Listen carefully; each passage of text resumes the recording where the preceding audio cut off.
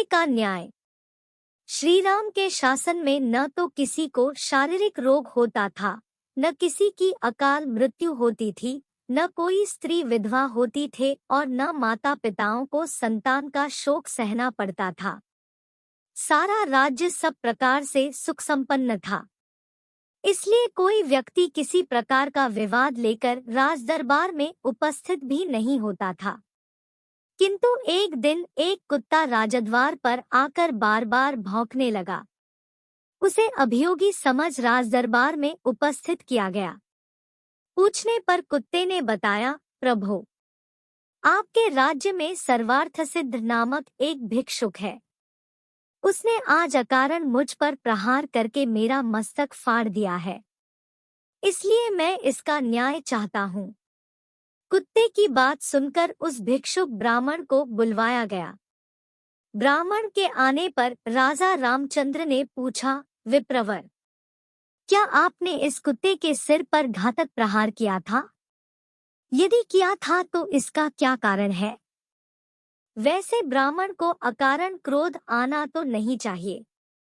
महाराज की बात सुनकर सर्वार्थ सिद्ध बोले, प्रभु, यह सही है कि मैंने इस कुत्ते को डंडे से मारा था।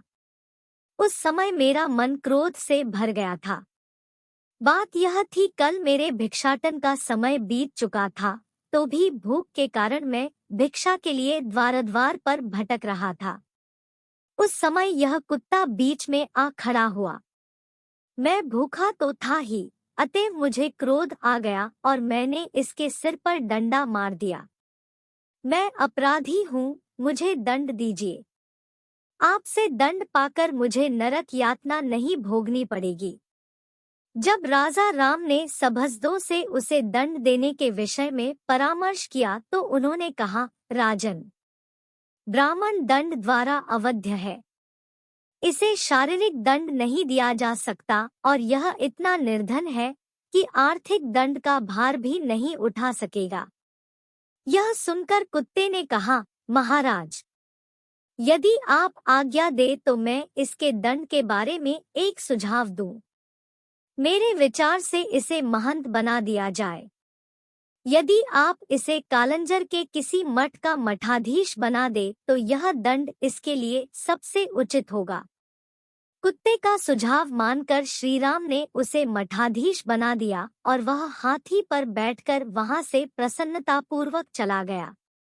उसके जाने के पश्चात एक मंत्री ने कहा, प्रभु, यह तो उसके लिए उपहार हुआ, दंड नहीं। मंत्री की बात सुनकर श्री राम ने कहा, मंत्रीवर, यह उपहार नहीं, दंड ही है। इसका रहस्य तुम नहीं समझ सके हो। फिर कुत्ते से बोले, श्वानराज, तुम इन्हें इस दंड का रहस्य बताओ। राघव की बात सुनकर कुत्ता बोला, रघुनंदन, पिछले जन्म में मैं कालंजर के एक मठ का अधिपति था। वहां मैं सदैव शुभ कर्म किया करता था। फिर भी मुझे कुत्ते की योनि मिली। यह तो अत्यंत क्रोधी है। इसका अंत मुझसे भी अधिक खराब होगा। मठाधीश ब्राह्मणों और देवताओं के निमित्त दिए गए द्रव्य का उपभोग करता है, इसलिए वह पाप का भागी बनता है। यह रहस्य बताकर कुत्ता वहां से चला गया।